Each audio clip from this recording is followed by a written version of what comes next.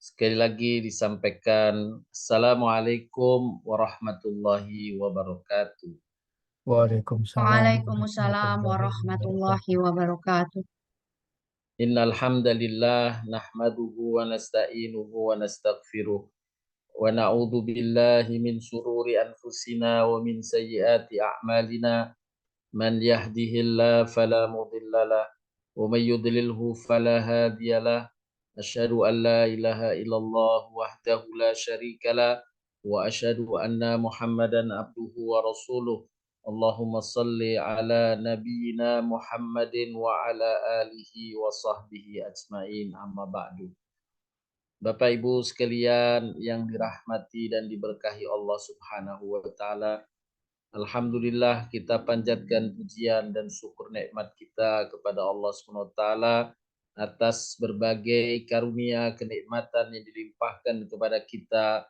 Semoga Allah tetap memeliharakannya dan selalu menambahkannya di hari-hari mendatang. Amin ya rabbal alamin. Bapak Ibu sekalian, pada kajian pagi hari ini kita masih melanjutkan satu tema, 3 jalan meraih derajat tinggi di sisi Allah. Pada bahasan sebelumnya kita telah menjelaskan khususnya mendalami satu jalan, yaitu jalan bersabar. Bagaimana telah dijelaskan bahwa di sisi Allah ada derajat-derajat tinggi. Dan derajat-derajat tinggi ini dapat diraih oleh hamba yang beriman melalui 3 jalan, yaitu jalan memperbanyak amal soleh, jalan taubat dan istighfar, dan jalan bersabar atas hal-hal yang tidak disukai. Pada bahasan yang lalu kita mendalami khususnya jalan yang ketiga, jalan bersabar atas hal yang tidak disukai. Yang kita dapat simpulkan bahwa sesungguhnya Allah kepada hamba-hamba yang beriman, yang Allah sayangi, Allah kasihi, Allah memberikan karunia besar berupa pahala melalui hal-hal yang mereka tidak sukai, yang Allah timpakan kepadanya. Semisal sakit, semisal dia mendapatkan kesulitan, ya, banyak hal-hal yang tidak kita sukai dalam hidup ini, dan bergembiralah. Sungguh apa dari hal-hal yang datang, yang kita alami, yang kita tidak sukai, bila kita tetap istiqomah, bersandar kepada Allah, bertawakal kepada Allah, berdoa kepada Allah, tidak putus asa dalam harapan untuk mendapatkan kemudahan dan terbukanya karunia dari Allah Subhanahu wa taala, maka amalan kesabaran itu diberikan ganjaran bi khairi hisab, tak terhitung banyaknya, yang dia bisa menutupi kekurangan pahala kita atas amal-amal yang diperintahkan Allah Subhanahu wa taala. Yang dengan tertutupinya pahala dengan kesabaran, bukan karena amal-amal yang sebenarnya kita dituntut mengerjakannya, insya Allah ini pun menjadi jalan untuk meraih derajat-derajat tinggi di surganya Allah Subhanahu wa taala. Pada kajian pagi hari ini, insya Allah kita akan mendalami jalan yang pertama, jalan memperbanyak amal soleh. Jalan memperbanyak amal soleh jelas berulang dicantumkan di dalam Al-Quran. Di antaranya dalam surat Toha, Allah Subhanahu wa taala berfirman, "A'udzubillahi minasyaitonirrajim. Wa may ya'tihi mu'minan qad amilas solihati fa ulaika lahumud darajatul ula Jannatu adnin tajri min tahtiyal anharu khalidina fiha wa dzalika jazaa'u man tazakka. Barang siapa datang kepada Tuhannya dalam keadaan beriman, lagi bersungguh-sungguh beramal soleh, maka mereka itulah orang-orang yang memperoleh derajat-derajat yang tinggi di surga.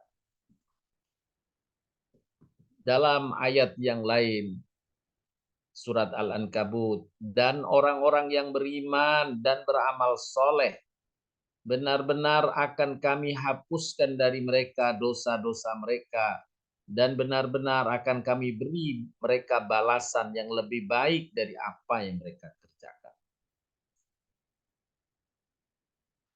Dalam ayat ini saya ingin memberi penjelasan pula kalimat khususnya benar-benar akan kami hapuskan dari mereka dosa-dosa mereka.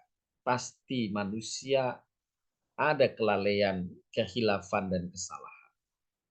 Dan Allah Subhanahu wa taala akan menutup dosa, mengampuni dosa dengan amal-amal kebajikan yang banyak.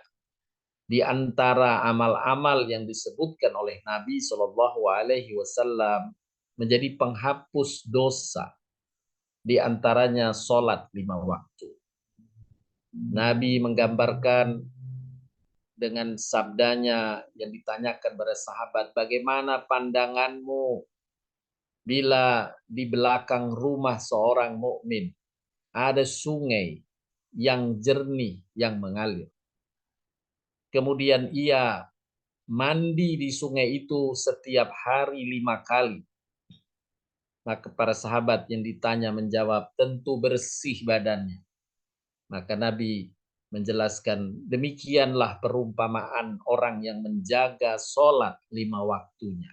Setiap hari seolah-olah dia mandi, membersihkan badannya. Ia akan dibebaskan, dihapuskan dosa-dosa. Ini di antara amal soleh yang bisa menghapus dosa yang telah dijelaskan oleh Nabi, yaitu sholat 5 waktu.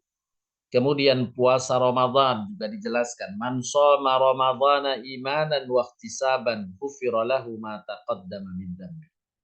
Barang siapa berpuasa Ramadan dalam keadaan iman dan kesungguhan, keikhlasan, maka Allah hapuskan dosa-dosa. Kemudian ibadah umroh juga menghapuskan dosa-dosanya. Apalagi ibadah haji juga menghapuskan dosa-dosanya, dikabarkan oleh Nabi seperti seseorang baru lahir dari rahim ibunya. Habis semua dosanya diampunkan dengan ibadah mengunjungi Baitullah, yakni ibadah haji. Nah, ini yang dimaksud, benar-benar akan kami hapuskan dari mereka dosa-dosa mereka. Kemudian Allah berikan balasan derajat-derajat tinggi di surga dengan iman dan amal soleh. Dalam ayat yang lain, Allah berfirman, Man amila salihan min dzakarin aw untha wa huwa mu'min falanuhyiyannahu hayatan thayyibah. Al-ayat. Barang siapa yang mengerjakan amal soleh, baik laki-laki maupun perempuan, dalam keadaan beriman, maka sesungguhnya akan kami berikan kepadanya kehidupan yang baik di dunia, dan sesungguhnya akan kami beri balasan pada mereka pahala yang lebih baik di akhirat dari apa yang telah mereka kerjakan. Dari amal yang mereka kerjakan itu Allah berikan ganjaran, dijaga oleh Allah kehidupan yang baik di dunia, dan insya Allah diunggulkan pula derajat dan kedudukannya di akhirat. Juga kita temukan dalam surat Al-Asr, wal asri innal insana lafi khusrin illa alladzina amanu wa amilus shalihat. Demi masa atau demi waktu, sesungguhnya manusia benar-benar dalam kerugian kecuali orang yang beriman dan mengerjakan amal soleh, serta nasihat menasehati pada kebenaran dan nasihat menasehati dalam menetapi kesabaran. Inilah amal soleh yang diulang di dalam Al-Quran menjadi tolak ukur perolehan kedudukan tinggi di surganya Allah Subhanahu wa ta'ala. amal soleh dijadikan oleh Allah Subhanahu wa Ta'ala sebagai konsekuensi dari adanya iman. Kalau seorang beriman, maka dia pasti akan diuji, dan yang diuji adalah amal soleh. Apakah konsekuen atau tidak?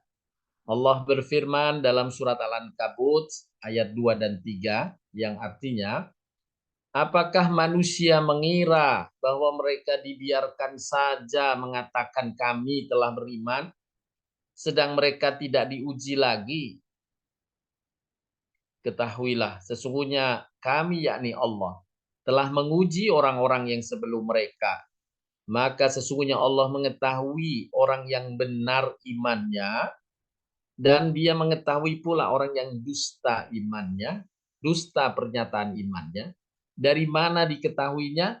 Dari amal soleh yang terwujud. Bila dia beriman, kemudian menetapi, mengikuti dengan amal-amal kebajikan, maka terbukti imannya. Bila tidak, maka menjadi bukti di sisi Allah bahwa ia tidak memenuhi janji keimanan. Di dalam ayat yang lain, Allah berfirman, dan dimasukkanlah orang-orang beriman dan beramal soleh ke dalam surga, yang mengalir di bawahnya sungai-sungai, mereka kekal di dalamnya dengan seizin Tuhannya. Ucapan mereka, ucapan penghormatan mereka dalam surga adalah salam. Dalam surat Yunus, sesungguhnya orang-orang beriman dan mengerjakan amal soleh, mereka diberi petunjuk oleh Tuhan mereka. Karena keimanannya, di bawah mereka mengalir sungai-sungai dalam surga yang penuh kenikmatan.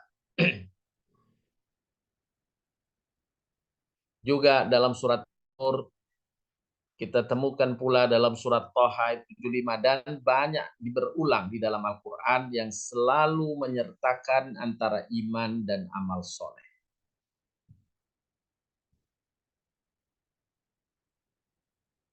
Allah berfirman pula dalam surat Hud ayat ke-7, yang artinya dialah yang menciptakan langit dan bumi dalam 6 hari, 6 masa, dan adalah arsy-Nya di atas air, agar dia menguji siapa di antara kamu yang lebih baik amal, yakni yang lebih banyak kualitas amal. Dalam surat Al-An'am kita temukan lagi firman-Nya, dan masing-masing orang memperoleh derajat-derajat seimbang dengan apa yang dikerjakannya, dengan amal-amal apa yang dilakukannya. Tuhanmu tidak lengah dari apa yang mereka kerjakan. Dalam ayat berikutnya Al-Anbiya 94. Maka barang siapa yang mengerjakan amal soleh sedang ia beriman, maka tidak ada pengingkaran terhadap amalannya itu, dan sesungguhnya kami menuliskan amalan untuk dirinya. Allah catat semua amalan, sekecil apapun, sebesar zarrah apapun, Allah akan cantumkan amal kebaikan hamba. Sehingga Nabi SAW berpesan dalam sabdanya, jangan kamu meremehkan satu amalan kebaikan sedikit pun. Semisal membuang duri dari jalan, menyisihkan duri dari jalan, jangan engkau remehkan. Penjelasan para ulama, kenapa tidak boleh kita remehkan? Karena boleh jadi engkau membuang duri atau kaca yang tercecer di jalanan, atau paku. Sesungguhnya dalam catatan Allah Subhanahu wa Ta'ala berkaitan dengan takdir. Takdir mu'allaknya, ada orang yang akan lewat setelahmu. Jika engkau ambil kaca, pecahan kaca atau paku, maka engkau menyelamatkan orang yang jalan setelahmu di tempat itu. Dan bila engkau membiarkannya, Sungguh orang itu setelah engkau lewat, dia akan melewati jalan itu dan menginjak paku itu, menyebabkan ia terluka dan menjadi sebab kematiannya. Sehingga apabila engkau angkat paku itu dan engkau sisihkan, engkau buang ke tong sampah, sungguh engkau dinilai oleh Allah sebagai orang yang menyelamatkan nyawa orang yang berjalan di belakang.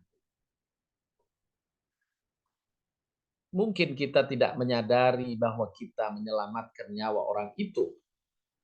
Tapi di sisi Allah, Allah Maha mengetahui bahwa upayamu telah menyelamatkan orang itu dari kematian karena selamat dari menginjak paku duri atau kaca, pecahan kaca yang telah engkau sisihkan atau engkau buang ke tong sampah.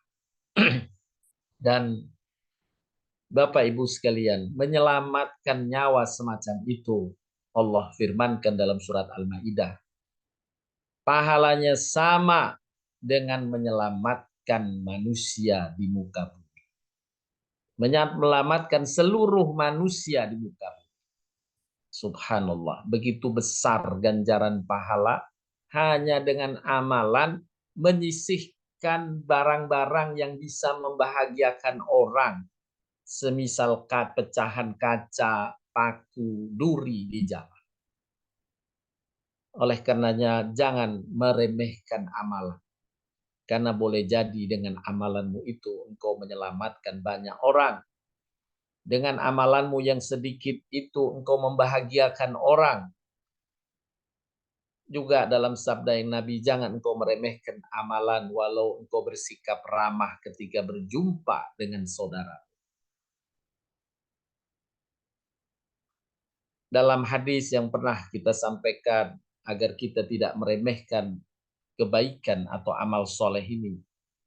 Ketika ada seorang yang membawa buah tangan untuk anaknya yang masih kecil, maka dikabarkan oleh malaikat Jibril kepada Nabi SAW, Allah menganugerahkan kepadanya kafaratuz dzunub, penghapusan semua dosanya, karena Allah gembira dan ridha atas amalan orang itu menggembirakan anaknya yang masih kecil dengan hanya memberikan buah tangan setelah ia pulang dari bepergian.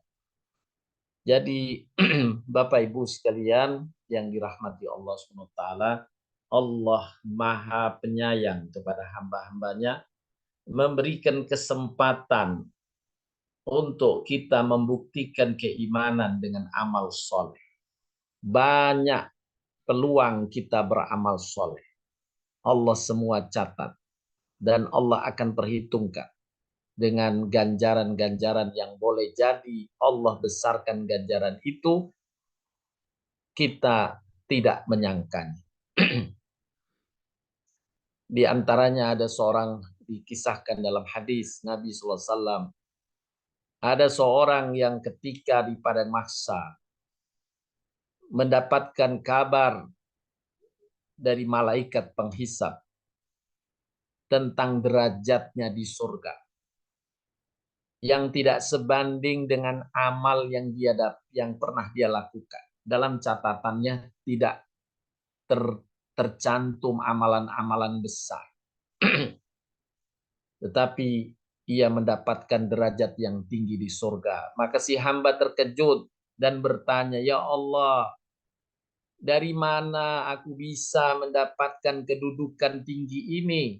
Padahal tidak sebanding dengan amalan-amalan yang pernah aku kerjakan saat hidup di dunia." Maka Allah mengabarkan kepada hambanya itu, "Wahai hambaku, sungguh derajat-derajat tinggi ini engkau peroleh karena amalan anakmu yang dilakukan sepeninggalmu. Berupa doa-doa dari anak-anakmu. Berupa amalan-amalan kebaikan dari anak-anakmu yang dulu engkau telah tanamkan kepadanya. Setiap amalan anak yang orang tua membekalinya maka setiap amalan itu diwujudkan, orang tua walaupun telah meninggal tetap mendapatkan pahala yang di copy paste saja dari amalan anak. Nah, itu di antara amal-amal yang mungkin tidak disangka, tapi meraih derajat-derajat besar di sisi Allah Subhanahu wa Ta'ala. Sekali lagi, pesan Nabi, jangan engkau meremehkan amal-amal kebaikan.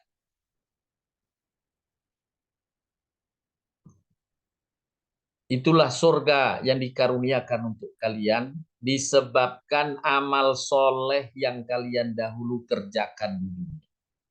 Wa tilkal jannatul lati uristumuha bima kuntum ta'malun.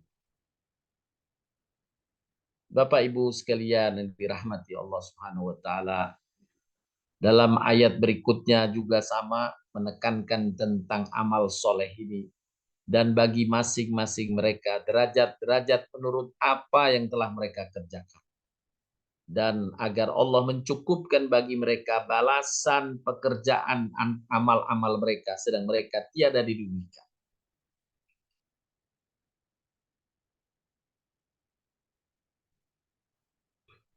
Dan kita diingatkan oleh Allah Subhanahu wa taala selain ayat-ayat tadi yang memotivasi agar kita terus beramal. Allah mengingatkan pula jangan sampai ketika kita di akhirat kita menyesal karena ketiadaan dan minimnya amal saleh, amal kebaikan. Di antaranya Allah mengingatkan dalam surat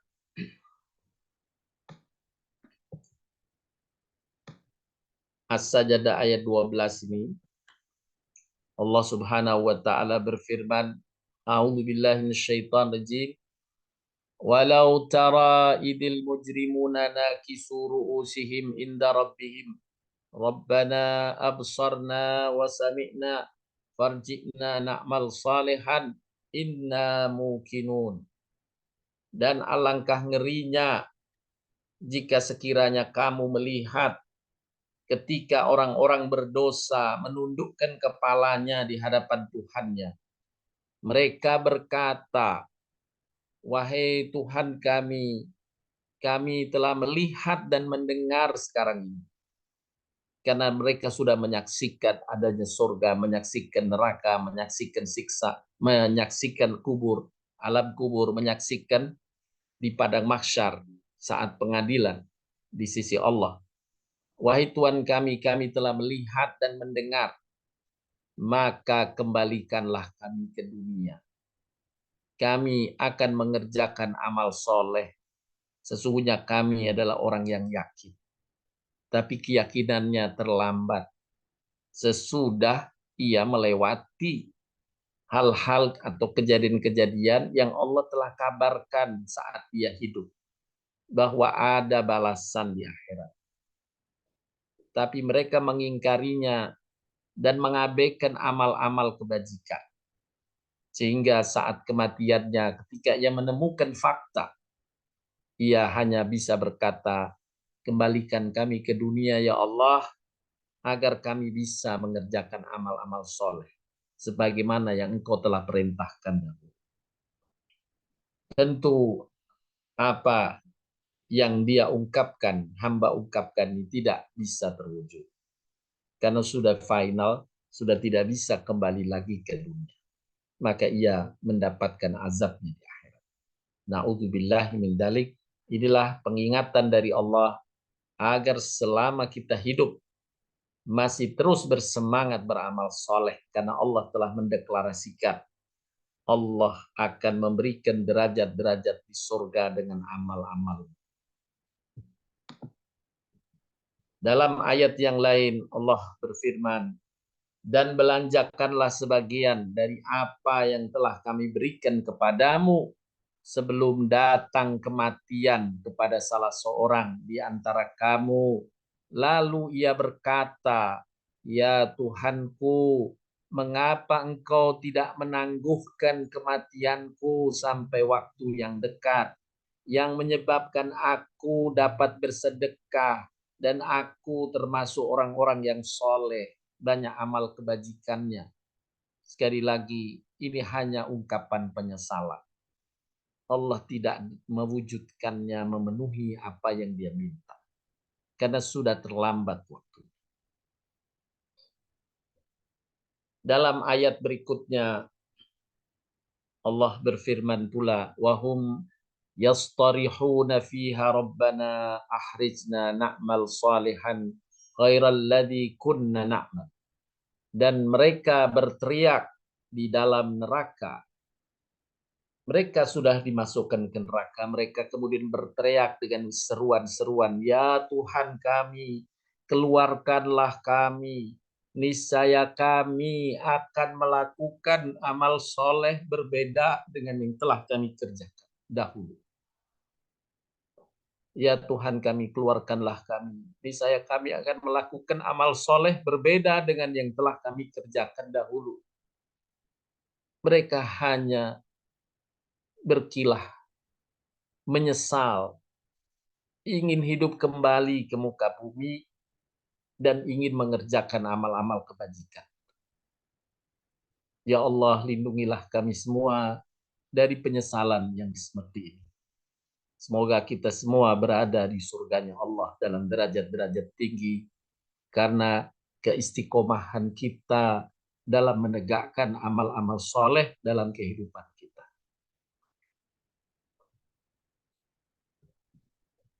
Oleh karenanya Bapak Ibu sekalian, kita hendaknya berupaya dalam hidup ini tidak melewatkan hari kecuali tertanam pada hari itu amal kebaikan.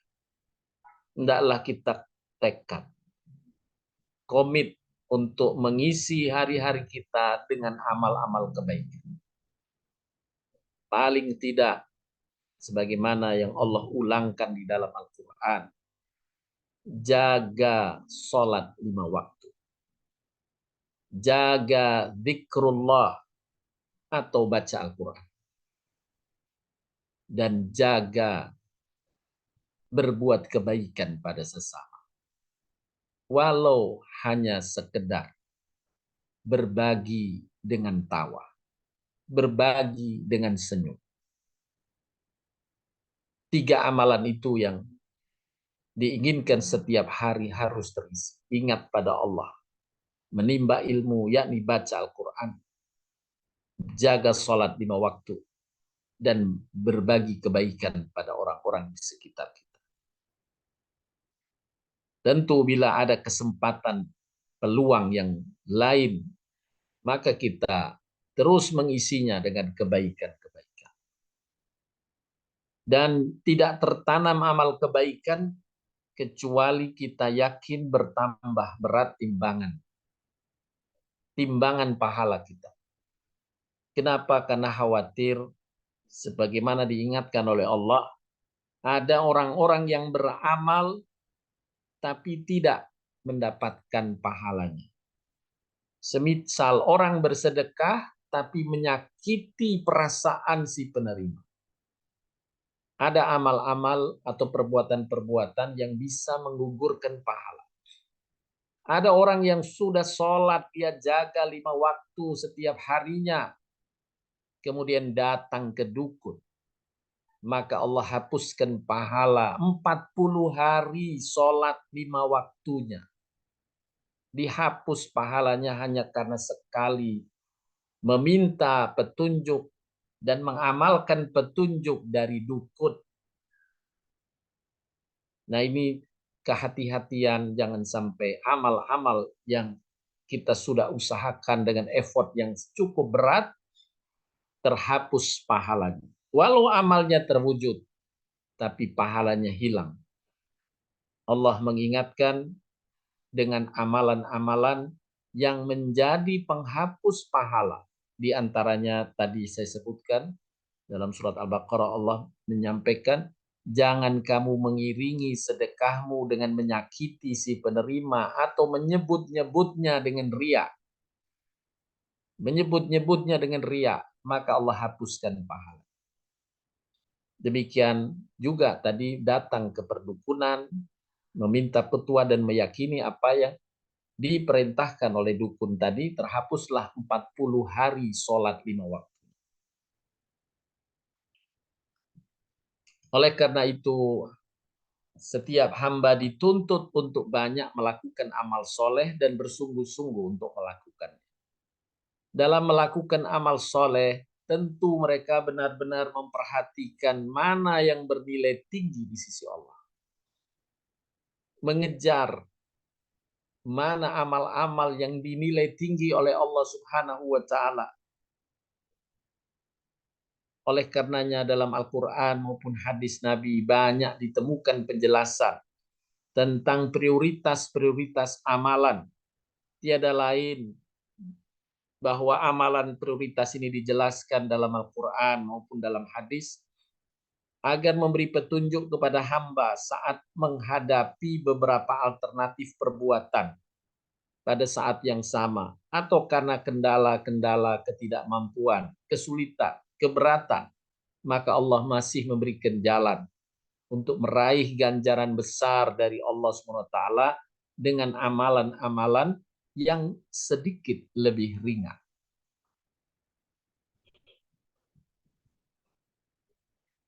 Bapak Ibu sekalian yang dirahmati Allah Subhanahu wa Ta'ala.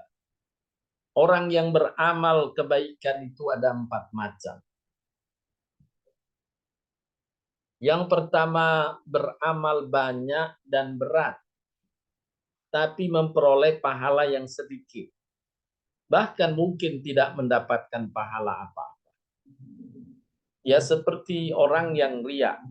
Dia melakukan amalan berat tapi riya. Dia melakukan amalan sedekah yang banyak tapi menyakiti si penerima dan riya, maka terhapus pahalanya. Padahal ia telah melakukan amal yang berat.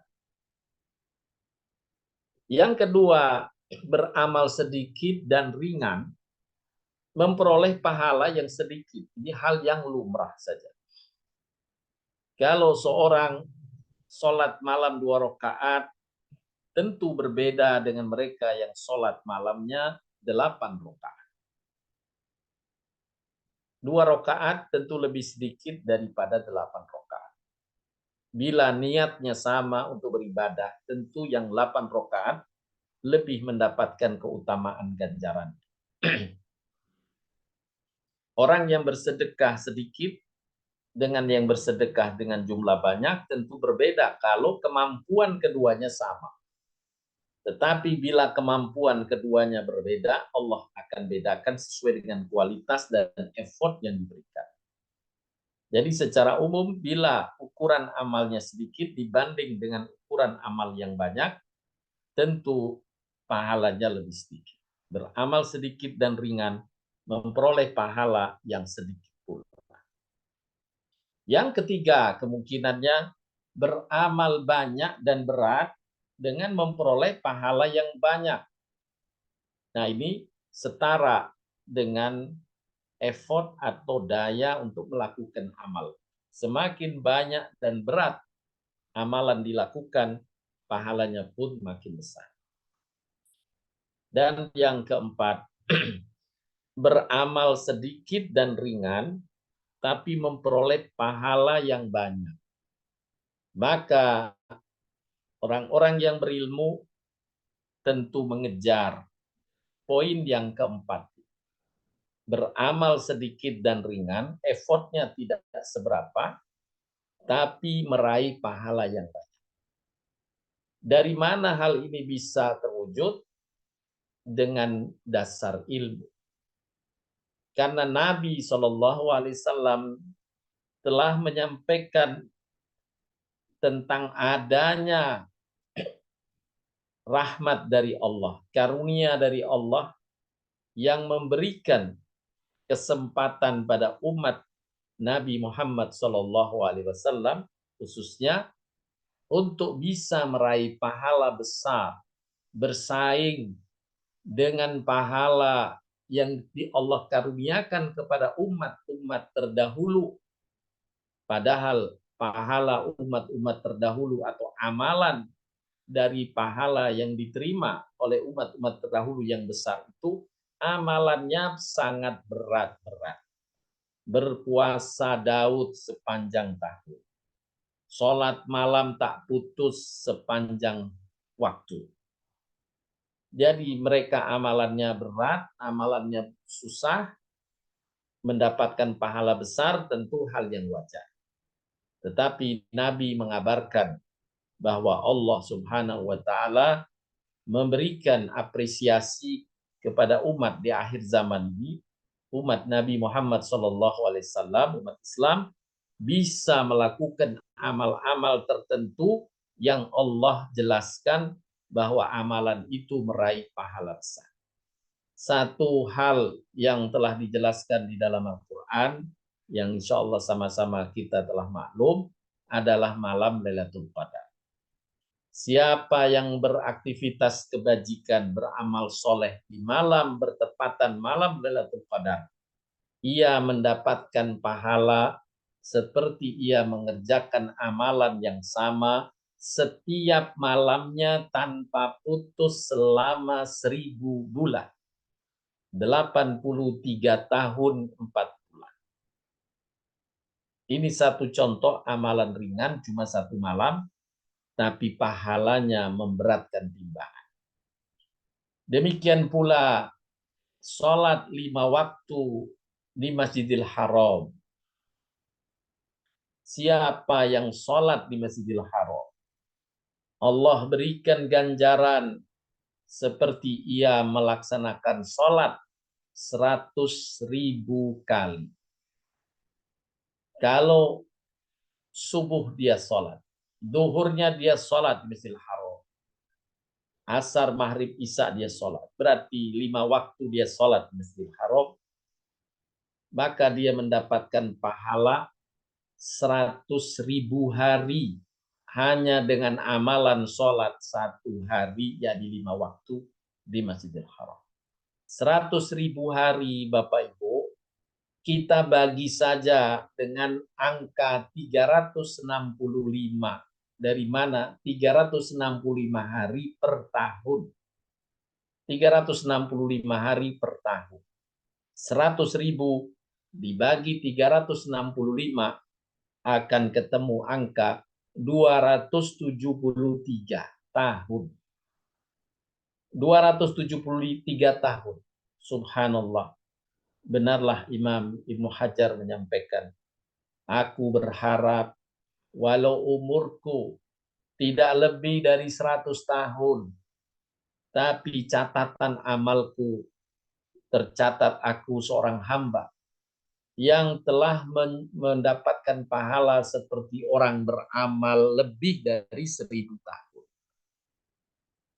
Ketika ditanyakan bagaimana mungkin, Ibnu Hajar pun menjelaskan, bukankah sholat di Masjidil Haram diganjar 100.000 kali? Berarti tadi hitungan kita 273 tahun untuk sholat sehari. Kalau 4 hari di sana berarti sudah 273 kali 4, sudah lebih dari 1000 tahun. Belum lagi malam Lailatul Qadar. Belum lagi amalan-amalan lain yang ditunjukkan dalam dalil-dalil yang sahih berkaitan dengan lipatan ganjaran pahala yang besar. Nah, inilah yang dimaksud dengan beramal sedikit tetapi meraih pahala yang besar. Beramal yang ringan. Sama seperti tadi di awal saya contohkan, Nabi jangan meremehkan satu amal kebaikan. Ilustrasinya tadi, penggambarannya, bagaimana menyisihkan kotoran yang bisa membahayakan orang lain di jalan. Yang kemudian dengan penyisihan itu kita tanpa sadar menyelamatkan orang di belakang kita yang akan melewati jalan yang sama. Seandainya barang yang jatuh itu duri, kaca, tidak kita angkat, orang itu menginjak dan menjadi sebab kematiannya, maka kita berarti menyelamatkan orang. Nah, ini amal yang ringan sedikit, tapi bila itu terjadi, sungguh pahalanya amat besar. Inilah yang harus kita jadikan prioritas dalam amal-amal kebajikan kita. Oleh karenanya hendaknya kita mengetahui amal-amal apa yang apabila dikerjakan lebih memberikan pahala besar. Sehingga dalam waktu tertentu yang biasanya hanya meraih pahala sedikit, dengan jenis amal tertentu tersebut yang membutuhkan waktu yang sama, kita dapat memperoleh pahala berkali-kali lipat. Para ulama merangkumkan dari penjelasan Al-Quran dan hadis-hadis Nabi Shallallahu Alaihi Wasallam, memberikan petunjuk, memberikan guidance, rumusan bagi kita tentang amal-amal yang besar pahalanya. Yang pertama, mendahulukan ilmu dari amal. Mendahulukan ilmu dari amal. Dijelaskan bahwa mencari ilmu dan mendalaminya satu amal yang besar di sisi Allah. Allah berfirman di antaranya dalam surat Al-Mujadilah ayat 11. Allah berfirman yang artinya Allah akan mengangkat orang-orang yang beriman dan orang-orang yang menuntut ilmu beberapa derajat.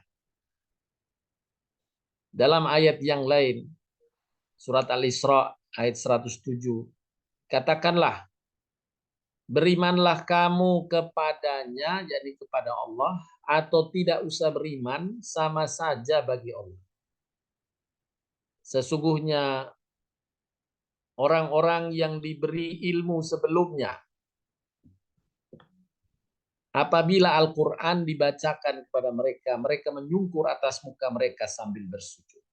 Kenapa? Karena Al-Quran ini sumbernya ilmu dalam ad-dinul Islam. Maka siapa yang membaca Al-Quran sudah mendapatkan pahala, apalagi sampai mendapatkan makna dari apa, mengerti makna dari apa yang dia baca. Dia terjemahkan. Maka dia mendapatkan ilmu dari Al-Quran.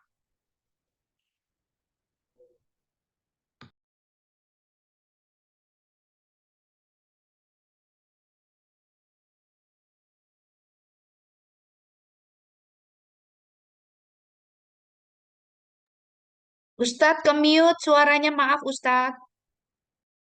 Terima kasih Bu Mia. Selanjutnya dalam hadis Nabi disebutkan ganjaran besar bagi orang-orang yang menekuni ilmu.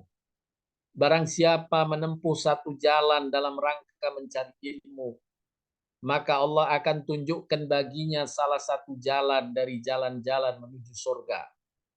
Sesungguhnya malaikat meletakkan sayap-sayap mereka sebagai bentuk keridhaan terhadap penuntut ilmu. Sesungguhnya semua yang ada di langit dan di bumi meminta ampun untuk seorang yang berilmu sampai ikan yang ada di air. Maksudnya di air laut. Memohonkan ampun orang-orang yang menuntut ilmu. Sesungguhnya keutamaan orang berilmu dibandingkan dengan ahli ibadah sebagaimana keutamaan bulan purnama terhadap semua bintang. Terang benderang bulan purnama. Barang siapa yang mengambil bagian ilmu, maka sungguh dia telah mengambil bagian yang berharga. Subhanallah. Inilah sabda Nabi Shallallahu Alaihi Wasallam. Oleh karenanya para ulama menyimpulkan tadi, salah satu amalan adalah yang besar ganjarannya menuntut ilmu. Dalam hadis yang berikutnya riwayat Imam Ibnu Majah dari Abu Dzar radhiyallahu anhu, Rasulullah SAW bersabda kepadaku, wahai Abu Dzar, sungguh kamu berangkat pagi-pagi untuk belajar satu ayat saja dari kitabullah. Lebih baik bagimu daripada engkau sholat sunnah 100 rakaat. Dan engkau berangkat pagi hari untuk belajar satu bab dari ilmu. Baik diamalkan atau tidak sempat diamalkan. Maka itu lebih baik bagimu daripada engkau sholat sunnah 1000 rakaat. Subhanallah. Inilah ganjaran besar amal menuntut ilmu. Karena kebenaran dan kebaikan. Pintu masuknya dari ilmu. Sekali lagi, kebenaran dan amal-amal kebajikan, pintu masuknya dari ilmu. Jika kita membuka pintu ini, dimudahkan bagi Allah, dimudahkan oleh Allah bagi kita meraih amalan-amalan yang ada di dalamnya. Termasuk menuntut ilmu adalah membaca Al-Quran. Allah berfirman tadi dalam surat Al-Isra ayat ke-107, katakanlah, berimanlah kamu kepadanya atau tidak usah beriman, sama saja bagi Allah. Khususnya orang-orang yang diberi ilmu sebelumnya, apabila Al-Quran dibacakan, ya, dibaca atau membaca dia, mereka menyungkur atas muka mereka sambil bersujud. Dia menyerap ilmunya, mengambil makna dari Al-Quran itu.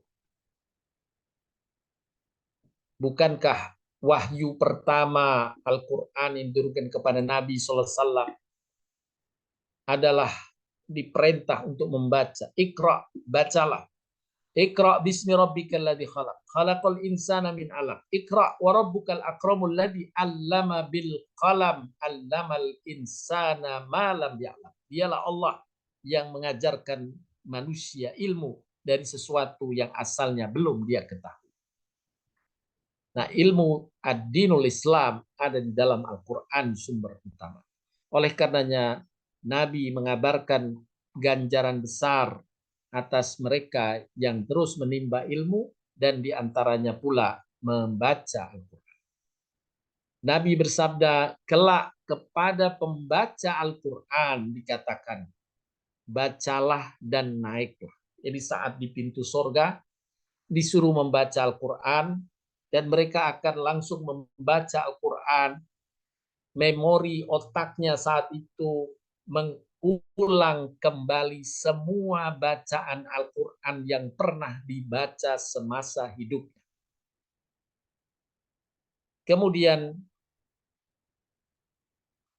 Nabi mengabarkan kedudukan hamba ini sesuai dengan bacaan terakhir yang kamu baca. Maksud bacaan terakhir di sini adalah jumlahnya. Jumlahnya. Bacaan terakhir, berapa jumlah ayat bacaan Al-Quran yang pernah dibaca selama hidupnya. Dijelaskan dalam hadis yang kedua, dikatakan kepada pembaca Al-Quran, apabila ia masuk surga, bacalah dan naiklah.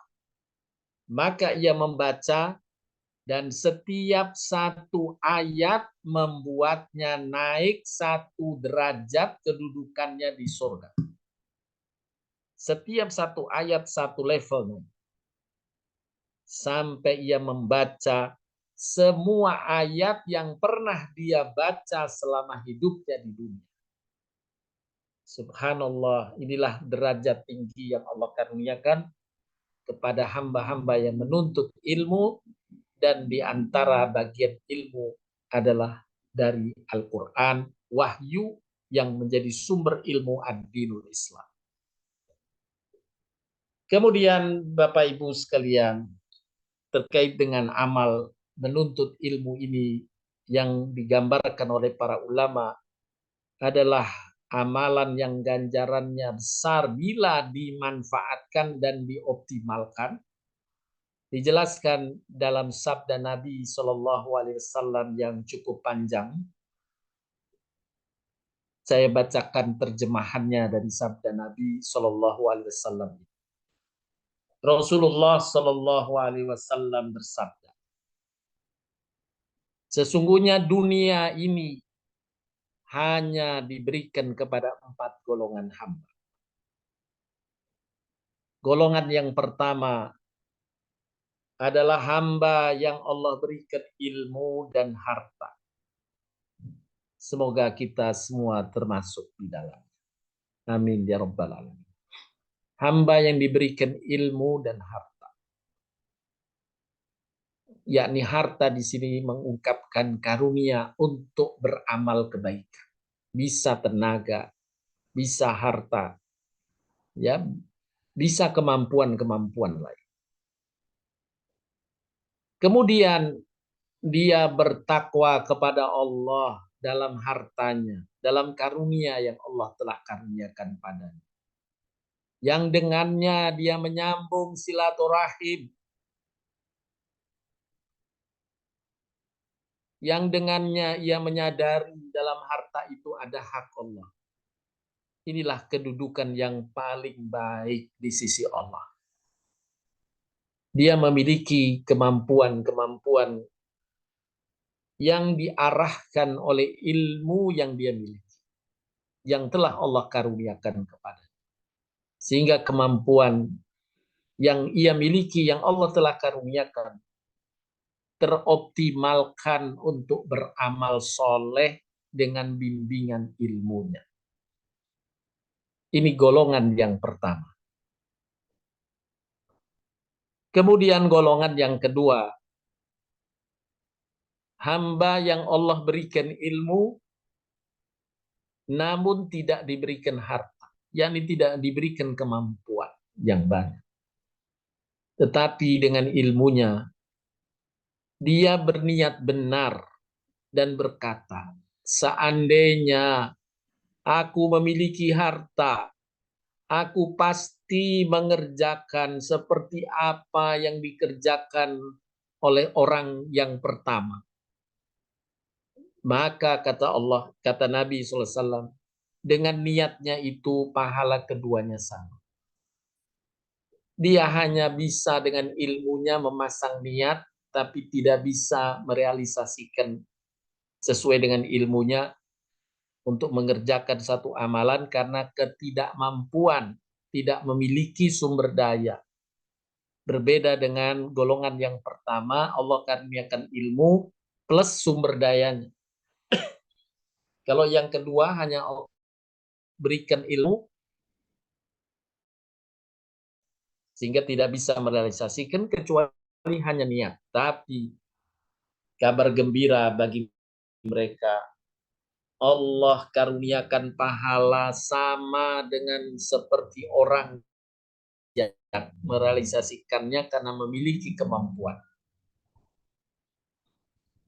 Jadi Bapak Ibu sekalian, ketika kita menimba ilmu, kemudian dijelaskan di situ satu amalan, kemudian kita bercita-cita, ya Allah, saya ingin merealisasikan amalan itu.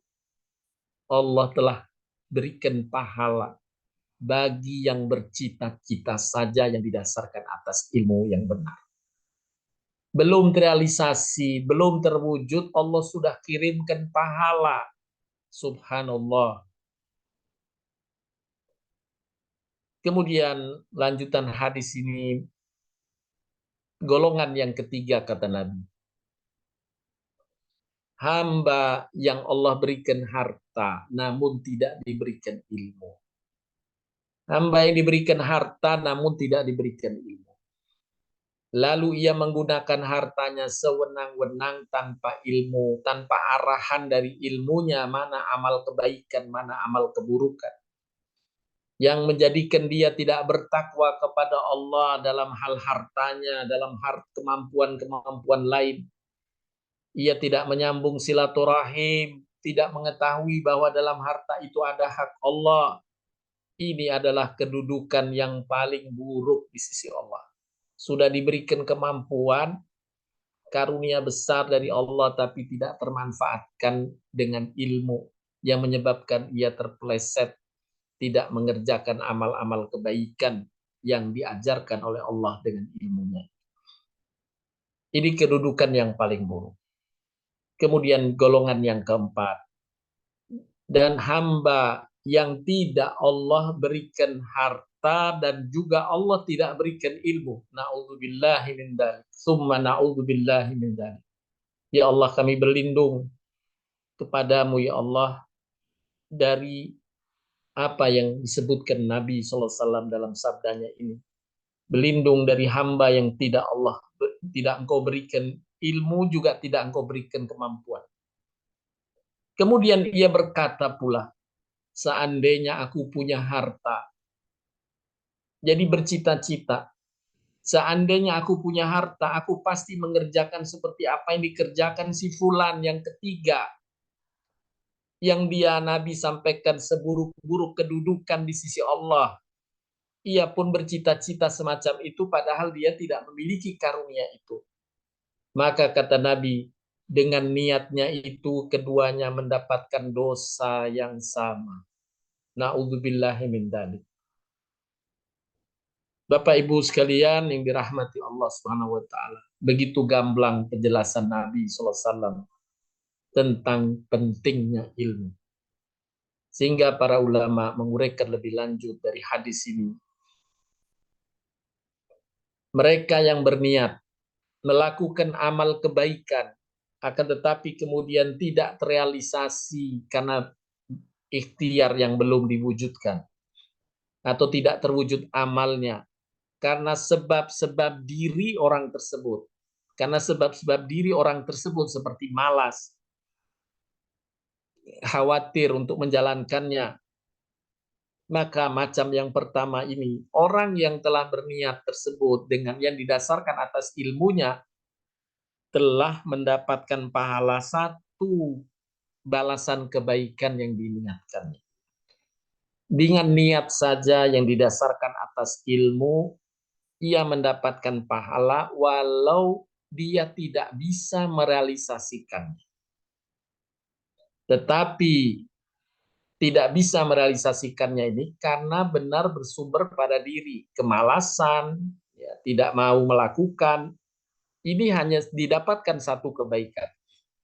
Berbeda bila halangan untuk tidak bisa merealisasikannya itu karena uzur seperti sakit, ya, ketidakmampuan dana dan sebagainya, maka ia mendapatkan pahala secara utuh dari apa yang diniatkannya. Niat mereka semacam ini Allah akan memberi balasan pahala seperti orang tersebut melaksanakan amal yang diniatkannya, yakni mendapatkan balasan 10 kali lipat hingga 700 kali lipat sebagaimana penjelasan Nabi dalam hadis di atas. Adapun manfaat yang ketiga dengan limpahan pahala adalah bagi orang yang menuntut ilmu kemudian mendapatkan informasi bahwa amalan tertentu itu adalah buruk di sisi Allah dan Rasul-Nya, artinya berdosa. Kemudian ia bercita-cita, berniat untuk tidak lagi mengamalkannya, tidak lagi melakukannya, maka sungguh ia juga telah mendapatkan karunia pahala. Sebagaimana disebutkan dalam hadis Nabi riwayat Imam Muslim, Rasulullah SAW berkata, malaikat berkata, wahai Tuhanku, dia adalah hambamu yang ingin berbuat buruk. Jadi malaikat melapor kepada Allah tentang seorang hamba yang berniat melakukan keburukan. Kemudian Allah Ta'ala berfirman, kalian awasi saja dia. Jika dia merealisasikan keburukan yang diniatkannya, tuliskan dengan satu keburukan. Dan apabila dia meninggalkannya, apa yang diniatkan nggak jadi, maka tulislah untuknya satu kebaikan. Karena ia meninggalkannya, tidak jadi merealisasikan niat buruknya karena aku. Yakni karena dia telah mendapatkan ilmu bahwa itu dilarang Allah, kemudian dia tidak jadi dan tidak mengamalkannya kembali, sungguh dia mendapatkan ganjaran besar. Nah, di sini Bapak Ibu, penjelasan para ulama yang diambil dari ayat dan hadis Nabi tentang pintu untuk meraih derajat tinggi di surga dengan jalur amal yang banyak, ganjaran yang banyak adalah ilmu. Semoga Allah berkahi kita semuanya untuk terus istiqomah menimba ilmu, dan itulah pintu pertama untuk bisa meraih derajat-derajat tinggi di surga Allah dengan melalui jalur amal-amal soleh. Mendahulukan ilmu dari amal. Berikutnya nanti mendahulukan yang wajib dari yang sunnah. Kemudian mendahulukan rukun daripada kewajiban lain. Kemudian mendahulukan wajib ain daripada wajib kifayah. Mendahulukan wajib yang mendesak daripada wajib yang longgar waktu. Dan yang terakhir mendahulukan yang dijelaskan secara khusus oleh syariat untuk didahulukan dan diprioritaskan. Nah, inilah kiat agar kita dengan sumber daya yang mungkin minim untuk bersaing, berkompetisi dengan umat-umat terdahulu yang umur-umurnya jauh lebih panjang, kekuatan badannya jauh lebih kuat dari kita. Kesempatan beramal mereka juga lebih besar. Karena umur waktu yang panjang. Dibanding dengan kita di masa sekarang. Maka dengan kiat-kiat ini, insya Allah kita akan sanggup mendapatkan kedudukan yang tinggi asal kita terus bertekad dan bersandar pada ilmu yang Allah dan Rasul-Nya telah tunjukkan kepada kita. Demikian Bapak Ibu sekalian yang bisa disampaikan untuk kesempatan kajian lanjutan pagi hari ini.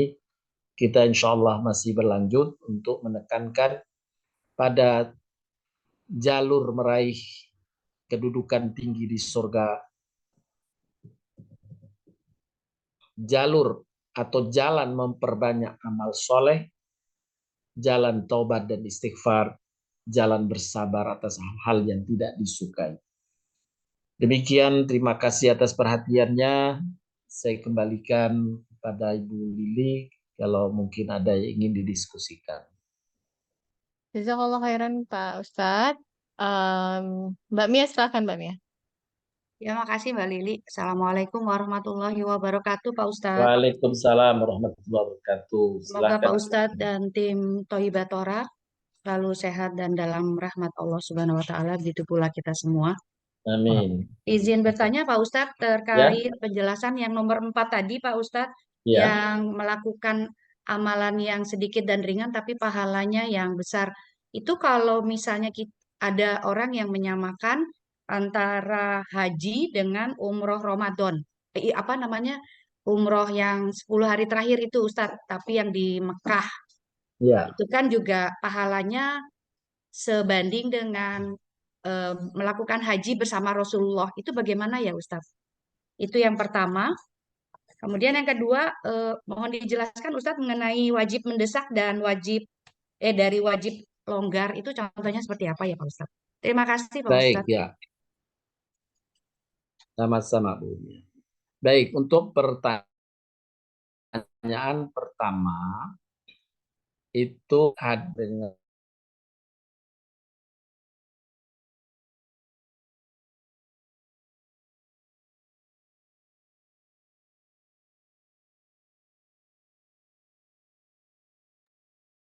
Sepertinya Pak Ustadz nge-like ya. Mohon ditunggu ya. Saya pikir saya yang nge-like Mbak Lili.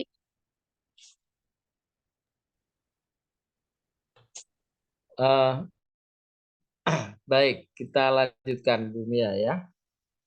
Untuk tadi umroh di bulan Ramadan, nilai pahalanya seperti haji itu masuk dari kategori yang dalam urutan ini yang terakhir nih, mendahulukan yang dijelaskan secara khusus oleh syariat untuk didahulukan atau diprioritaskan karena ganjarannya besar. Ya. Nah, ini itu betul dalilnya sahih, tapi dia tidak menggugurkan yang wajibnya haji karena umroh yang dimaksud umroh sunnah. Jadi dia tidak mendahulukan ini. Mendahulukan yang wajib dari yang sunnah. Mendahulukan yang rukun dari kewajiban lainnya. Nah, haji kan rukun. Jadi tidak bisa dia menggugurkan rukun hajinya dengan umroh di bulan Ramadan. Tapi kalau dia sudah pernah haji, kemudian dia tambah umroh di bulan Ramadan, maka pahalanya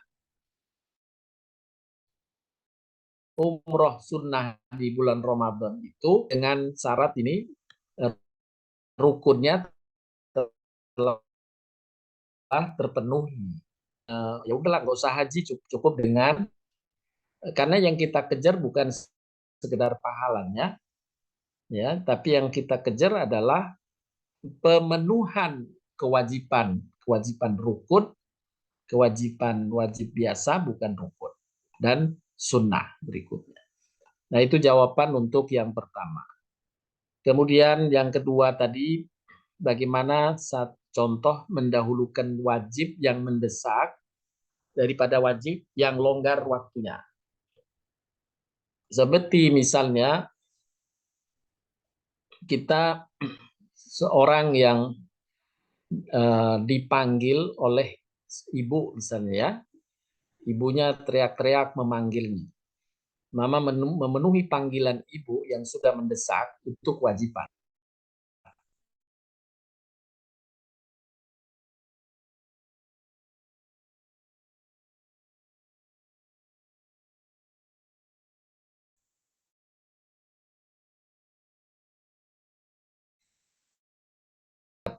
Dua kewajiban. Ustadz, Kewajiban mohon diulang tadi. memenuhi Ustadz panggilan nge-lag, itu, Ustadz. kewajiban.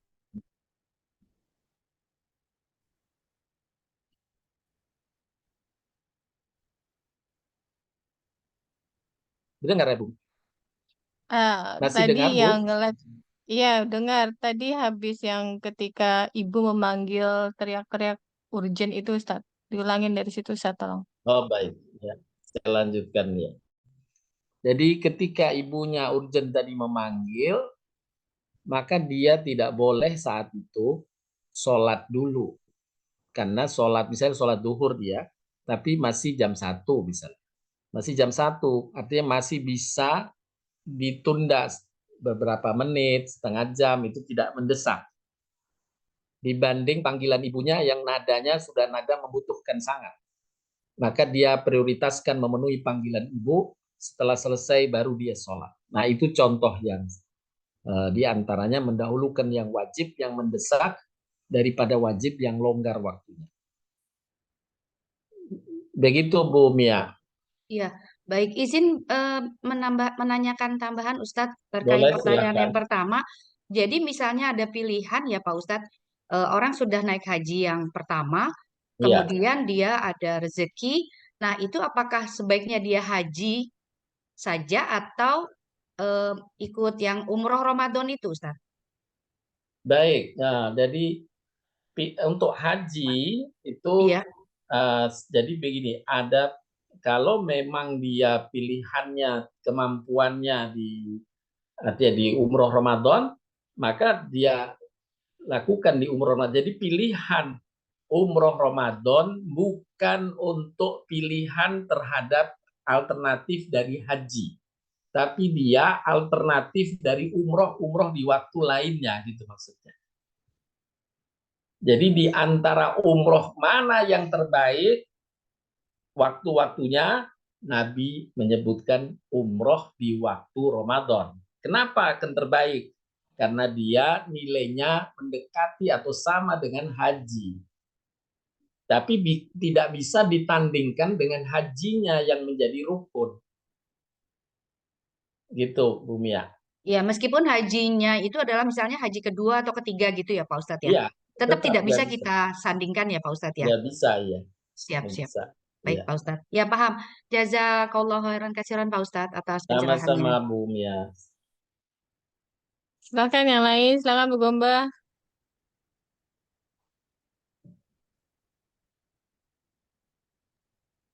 Belum ada lagi Pak Ustadz. Silakan Bu Gomba.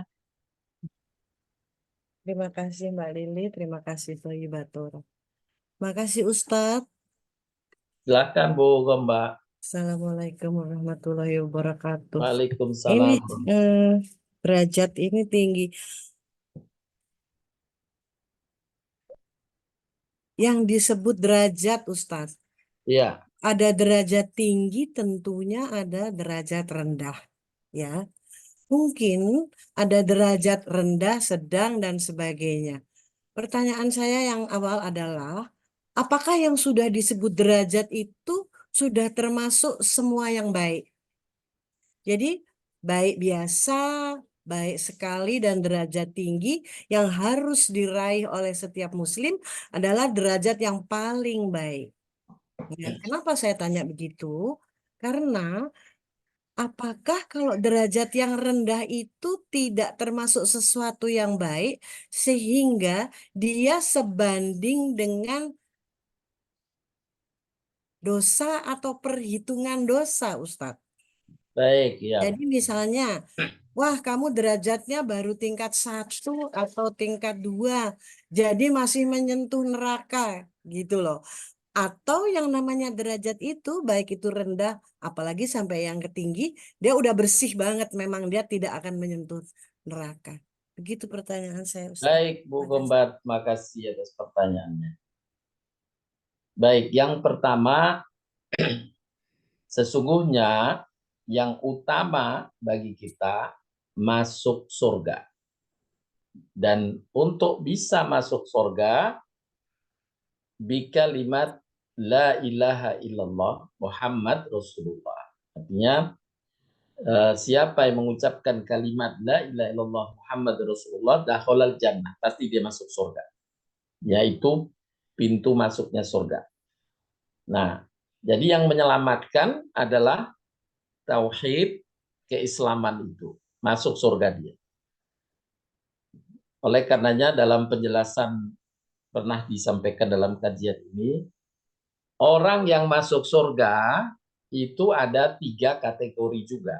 Orang yang masuk surga ada 3 kategori. Kategori pertama, zalimun li nafsi, yaitu orang yang masuk surganya melewati siksaan dulu di neraka karena masih ada tersisa dosa-dosa yang belum diampunkan. Atau kalau dia tidak sempat disiksa, dia mendapatkan syafaat dari sahabat, dari kerabat, bahkan dari Nabi Shallallahu Alaihi Wasallam. Bisa. Yang dengannya timbangan amalnya yang tadinya kelebihan dosa diberikan syafaat menjadi terangkat pahalanya, dia masuk surga.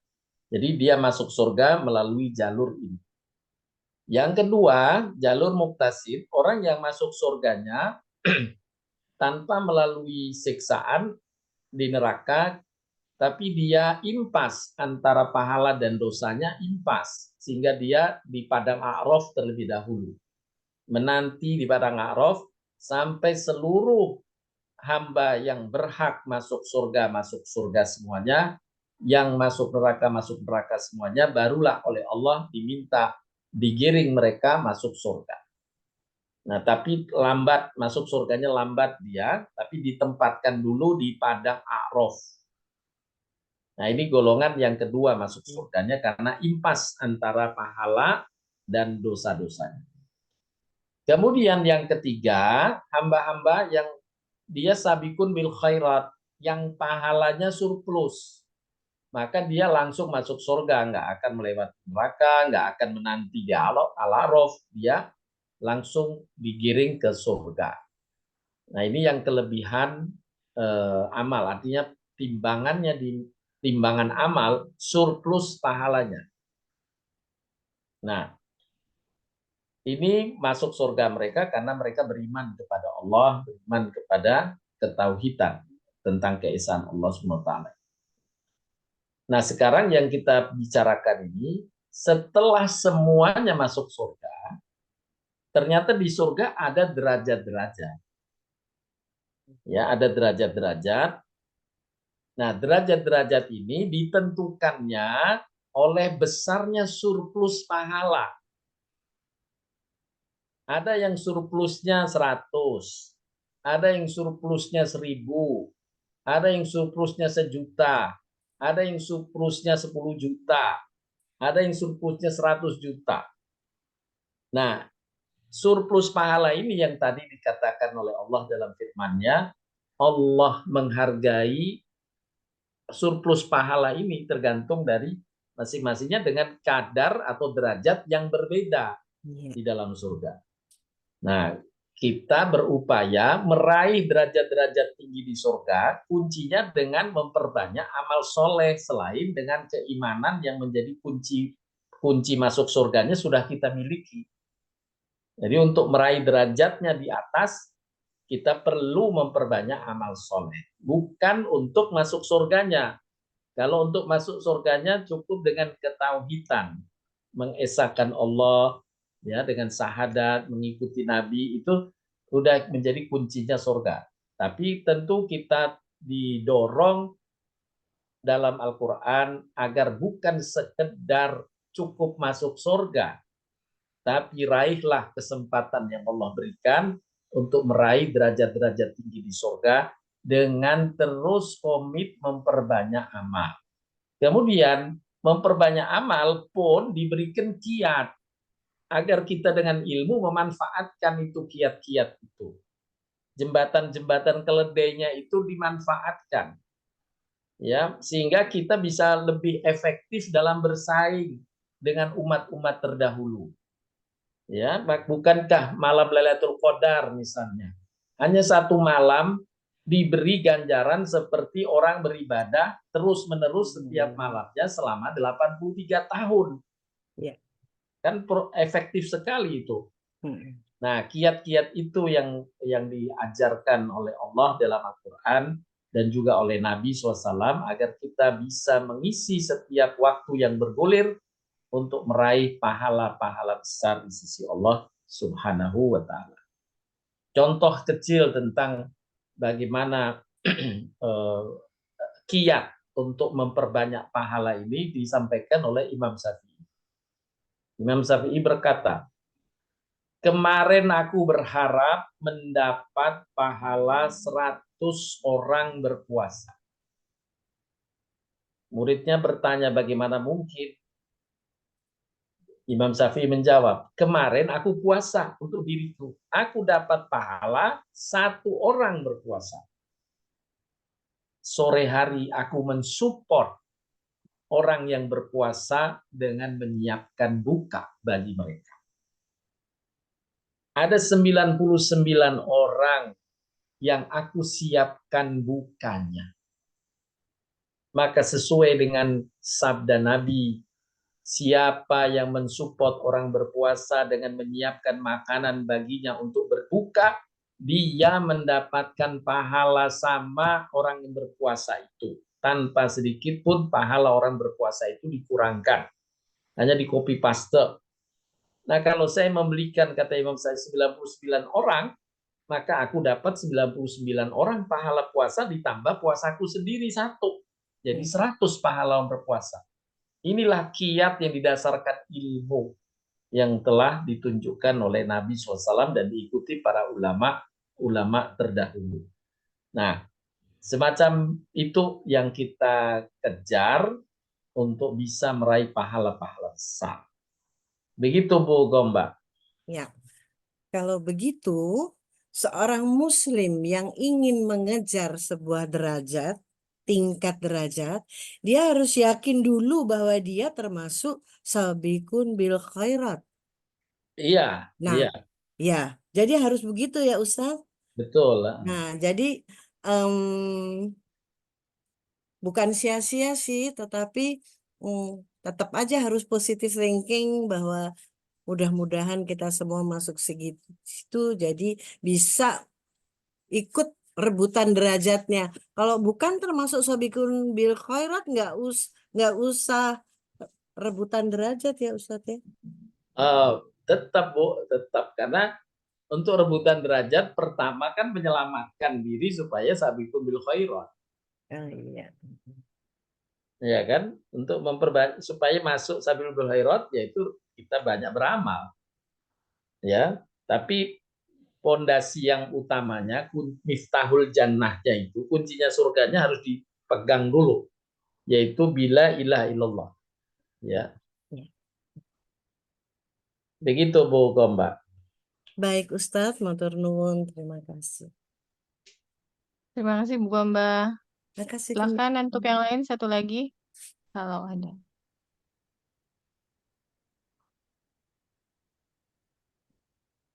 Sepertinya belum ada lagi Pak Ustadz. Baik, Bapak Ibu sekalian, itulah yang bisa disampaikan untuk kajian pagi hari ini.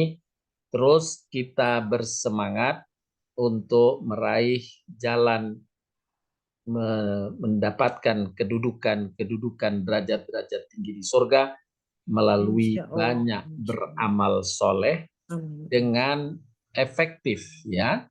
Ya. Amal-amal yang bisa kita manfaatkan dengan ilmu yang Allah dan Rasulnya telah tunjukkan agar sumber daya yang kita miliki bisa efektif meraih seoptimal mungkin untuk meraih derajat-derajat atau amal-amal kebajikan dengan pahala-pahala besar tadi. Bu Lili masih kelihatannya ada satu yang belum. Dari silakan Mbak Tuti. Bu Tuti sudah ya.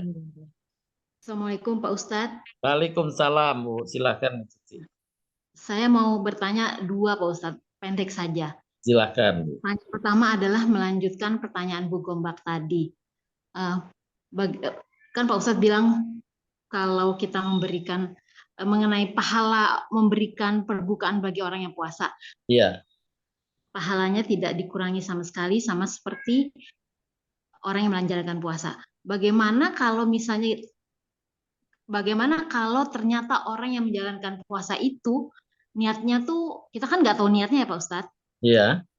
Kita tidak tahu niatnya seperti apa, bagaimana niatnya itu sebenarnya tidak sesuai dengan syariat agama. Kemudian bisa jadi dia ya pokoknya nggak bener lah gitu. Itu kira-kira yang memberikan pembukaan itu tetap dapat nggak pahala puasanya Pak Ustadz? Baik. Karena ya. kan memberi pembukaan bagi yang puasa. Ya, ya. Ya, saya tangkap pertanyaannya. Saya jawab dulu satu pertanyaan ini dulu Bu ya, nanti dilanjutkan pertanyaan yang kedua. Jadi selama kita melihat ada satu kebaikan, kemudian kita support kebaikan, kita mendapatkan pahala sesuai dengan niat kita. Bahwa orang yang kita pandang dari permukaannya tadi adalah kebaikan, maka Allah menilai kebaikan sesuai dengan pandangan kita.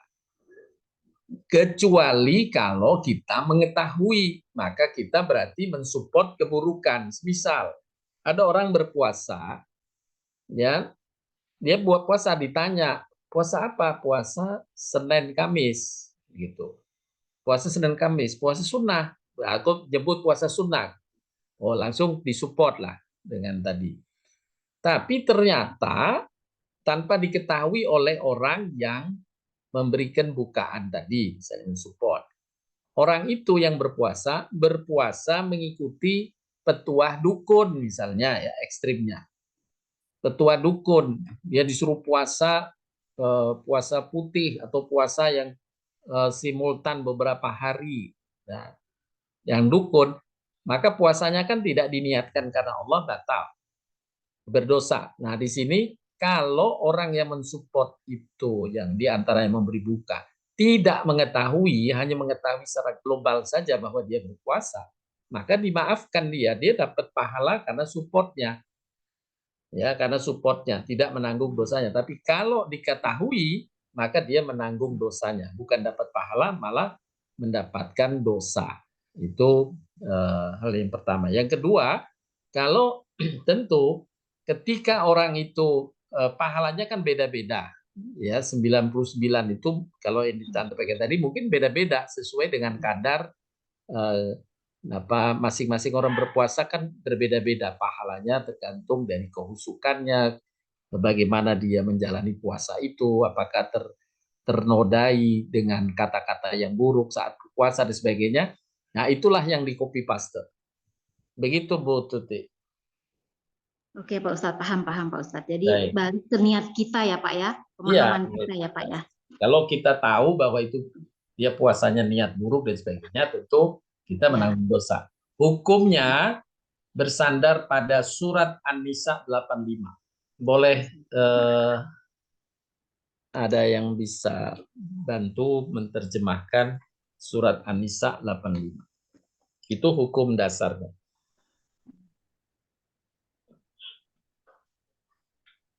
Surat 4 ayat 85.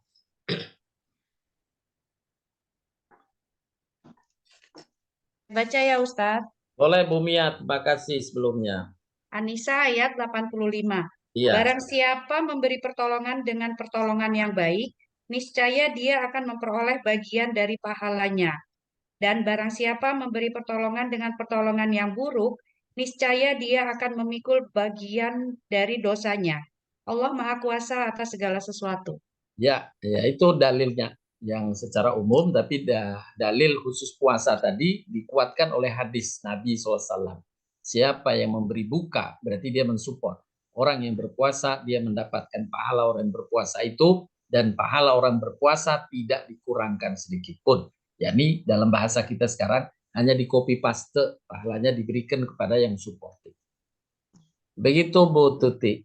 Ya, paham Pak Selanjutnya Ustadz. yang kedua, silahkan. Yang kedua adalah ini bagaimana Pak Ustadz hukumnya atau masuk kelompok manakah orang ini jika ada seorang hamba Allah yang kesehariannya kita lihat sangat soleha, rajin bersedekah, sering mengikuti taklim, pokoknya hal baik lah Pak Ustadz. Tapi semenjak dia menjadi banyak melakukan hal yang baik itu, dia memutuskan silaturahminya dengan teman-teman baiknya sebelumnya yang dalam pemahamannya sekarang ini kurang islami, bukan buruk loh Pak, cuman kurang islami gitu. Itu bagaimana hukumnya orang seperti itu? Apakah keputusannya untuk memutuskan silaturahim dengan teman-temannya itu bisa tidak menggerus pahala kebaikan dia? Baik, ya. Jadi pertanyaan Bu Tuti mirip pertanyaan sahabat pada Nabi. Ada sahabat datang kepada Nabi, ya Rasulullah, ada si Fulanah. Disebut si Fulanah karena perempuan, ya, si Fulanah. Kalau laki Fulan. Ini si Fulanah dalam hadis. Dia banyak sholat malamnya. Dia banyak puasa sunnah. Tapi dia tidak bisa menjaga lisannya dari mengganggu tetangganya. Nabi menjawab, dia bila ditimbang, maka dia akan minus pahalanya. Karena dosa menyakiti sesama itu lebih besar dari amalan-amalan sholat sunnah dan puasa sunnahnya. Nah, ini diingatkan. Kemudian dia menjawab, bertanya lagi yang kedua, ya Rasulullah, si fulanah yang lain, dia hanya sholat wajib dia jaga. Dan bersedekah, dia suka bersedekah tapi dengan sepotong keju yang sedikit sekali. Tapi dia sangat bagus hubungannya dengan sesama. Maka Nabi mengatakan dia di surga. Artinya ada surplus pahala di situ karena kebaikannya pada sesama. Jadi kita bergaul itu harus ada perintah. Orang ahli surga itu orang-orang yang mudah bergaul di tengah masyarakat karena ada upaya beramar ma'ruf nahi mungkar. Nasihat menasehati dalam kebenaran dan nasihat menasehati dalam kesabaran. Ya. Tawasau bil haq wa tawasau bis sabr. Bagaimana kita bisa memberi nasihat kebenaran? Bagaimana kita bisa memberi nasihat kesabaran dan menjaga silaturahim bila kita memutus hubungan itu? Jadi hendaklah kita bersabar dengan gangguan orang-orang di sekitar kita saat bergaul. Ya, kita bersabar. Ya. Ada hal yang kita tidak cocok, ya bersabar selama kita tidak terlibat atau mengikuti ajakan-ajakan buruk dari teman-teman dalam pergaulan itu. Tapi upaya kita dekat justru untuk wasilah cara kita menarik mereka. Karena kita ada perintah untuk menasehati mereka, ya menolong mereka. Nah, itu satu kebaikan besar di sisi Allah Subhanahu wa taala. Begitu Bu Tuti. Paham Pak Ustadz. Paham Pak Ustadz. Terima kasih banyak Pak Ustadz. Sama-sama. Assalamualaikum warahmatullahi wabarakatuh. Baik Bapak Ibu sekalian, mungkin kita cukupkan dulu kajian kita pada siang hari ini. Terima kasih atas partisipasinya. Semoga Allah anugerahkan kepada kita sesuai dengan apa yang Nabi sabdakan di antara 4 golongan, yaitu diberikan kita ilmu dan diberikan kita kemampuan untuk melakukan banyak amal soleh. Yang dengan kemampuan itu, yang di-guidance dengan ilmu yang kita peroleh, kita akan menjadi optimal untuk berlomba melaksanakan amal-amal kebajikan secara efektif. Amin, amin, amin. Demikian yang bisa disampaikan. Mohon maaf bila ada kata yang kurang berkenan. Wabillahi taufiq wal hidayah. Subhanakallahumma bihamdika asyhadu an la ilaha illa anta astaghfiruka wa atubu ilaik. Assalamualaikum warahmatullahi wabarakatuh.